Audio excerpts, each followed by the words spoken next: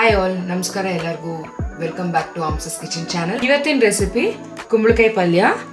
So ಕ್ವಿಕ್ಕಾಗಿ ಈಸಿಯಾಗಿ ಕುಂಬಳಕಾಯಿ ಪಲ್ಯ ಹೇಗೆ ಮಾಡೋದು ಅಂತ ತೋರಿಸ್ಕೊಡ್ತೀನಿ. ಈ ರೆಸಿಪಿ ಚಪಾತಿಗೆ, ರೋಟಿಗೆ, ಪೂರಿಗೆ ಬೆಸ್ಟ್ ಕಾಂಬಿನೇಷನ್ ಅಂತಲೇ ಹೇಳ್ಬೋದು. ನೀವು ಕೂಡ ಮನೆಯಲ್ಲಿ ಟ್ರೈ ಮಾಡಿ. ಬನ್ನಿ ಈಗ ಕುಂಬಳಕಾಯಿ ಪಲ್ಯ ಹೇಗೆ ಮಾಡೋದು ಅಂತ ತೋರಿಸ್ಕೊಡ್ತೇನೆ. ಸ್ಟವ್ ಆನ್ ಮಾಡಿಕೊಂಡು ಒಂದು ಪ್ಯಾನ್ಗೆ ನಾನು ಎಣ್ಣೆ ಹಾಕಿ ಇಟ್ಟಿದ್ದೀನಿ.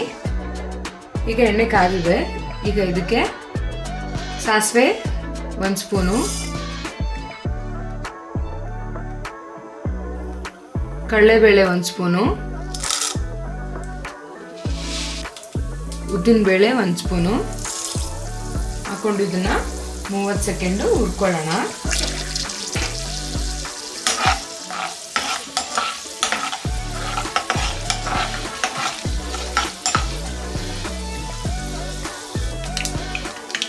ಎರಡು ಈರುಳ್ಳಿ ಸಣ್ಣದಾಗಿ ಕಟ್ ಮಾಡ್ಕೊಂಡಿರೋದು,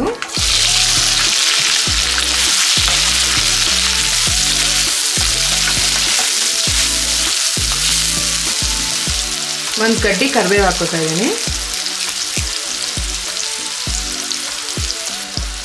ರುಚಿಗೆ ತಕ್ಕಷ್ಟು ಉಪ್ಪು,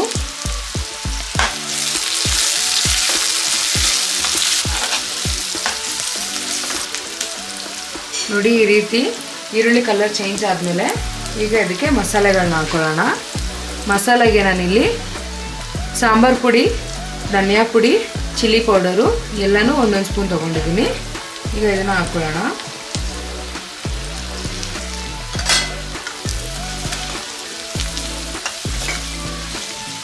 ಈ ಮಸಾಲೆಗಳನ್ನ ಸ್ವಲ್ಪ ಒಂದು 30 ಸೆಕೆಂಡ್ ಆಗೋಷ್ಟು ಇದೇ ರೀತಿ ಎಣ್ಣೆನಲ್ಲೇ ಹುರ್ಕೊಳ್ಳೋಣ.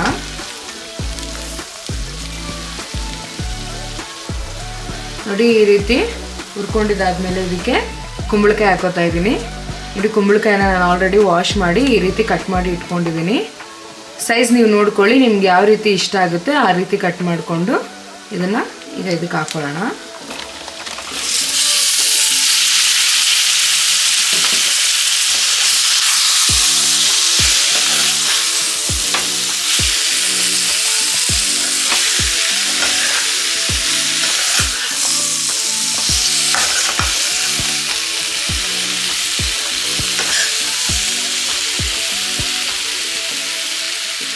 ಕುಂಬಳಕಾಯಿ ನಾನು ಒಂದು ಸ್ಮಾಲ್ ಸೈಜ್ ಅಷ್ಟು ತಗೊಂಡಿದ್ದೀನಿ.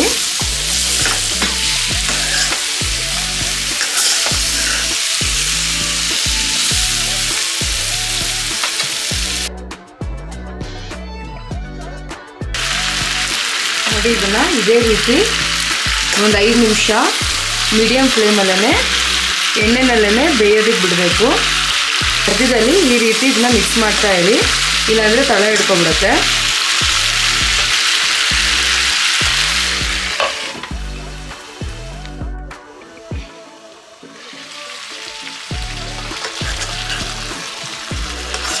ಇದು ಒಂದು 50% ಬೆಂದಿದೆ. ಸೊ ಇದು ಕಂಪ್ಲೀಟಾಗಿ ಎಣ್ಣೆನಲ್ಲೇ ಬೇಯಬೇಕಾಗಿರೋದ್ರಿಂದ ಸ್ವಲ್ಪ ಟೈಮ್ ತಗೊಳುತ್ತೆ ಬೇಯೋದಕ್ಕೆ. ನಾವು ಇದೇ ರೀತಿ ಮಧ್ಯದಲ್ಲಿ ಇದನ್ನು ತಿರುಗಿಸ್ತಾ ಇರಬೇಕು.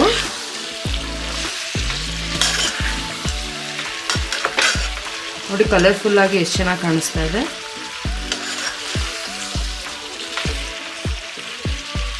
ಈಗ ಇದನ್ನ ಇನ್ನೂ ಒಂದು 5 ನಿಮಿಷ ಇದೇ ರೀತಿ ಬೇಯಿಸ್ಕೊಳ್ಳೋಣ. ನೋಡಿ ಈಗ ಇದು ಕಂಪ್ಲೀಟಾಗಿ ಬೆಂದಿದೆ. ನೋಡಿ ಕ್ವಾಂಟಿಟಿ ಕೂಡ ಸ್ವಲ್ಪ ಕಮ್ಮಿ ಆಗಿದೆ. ಈಗ ಒಂದ್ಸರಿ ಉಪ್ಪು ಚೆಕ್ ಮಾಡ್ಕೊಳ್ಳಿ. ಉಪ್ಪು ಏನಾದರೂ ಕಮ್ಮಿ ಆಗಿದ್ರೆ ಇವಾಗಲೇ ಹಾಕ್ಕೊಬಿಡಿ.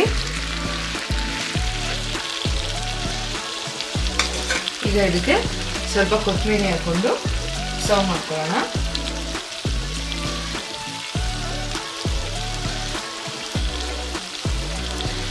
ನೋಡಿದ್ರಲ್ಲ, ಎಷ್ಟು ಸಿಂಪಲ್ ಆಗಿ ನಾನು ಕುಂಬಳಕಾಯಿ ಪಲ್ಯ ಹೇಗೆ ಮಾಡೋದು ಅಂತ ತೋರಿಸ್ಕೊಟ್ಟಿದ್ದೀನಿ. ನೀವು ಕೂಡ ಮನೆಯಲ್ಲಿ ಟ್ರೈ ಮಾಡಿ. ಈ ರೆಸಿಪಿ ಹೇಗೆ ಬಂದಿದೆ ಅಂತ ಕಮೆಂಟ್ ಮೂಲಕ ತಿಳಿಸಿ. ನಿಮಗೂ ಕೂಡ ಈ ರೆಸಿಪಿ ಇಷ್ಟ ಆಗಿದ್ರೆ ನೀವು ಕೂಡ ನಿಮ್ಮ ಫ್ಯಾಮಿಲಿ ಫ್ರೆಂಡ್ಸ್ಗೆ ಶೇರ್ ಮಾಡಿ, ಲೈಕ್ ಮಾಡಿ, ಸಬ್ಸ್ಕ್ರೈಬ್ ಮಾಡಿ. ಈ ವಿಡಿಯೋ ನೋಡಿದ್ದಕ್ಕಾಗಿ ಧನ್ಯವಾದಗಳು.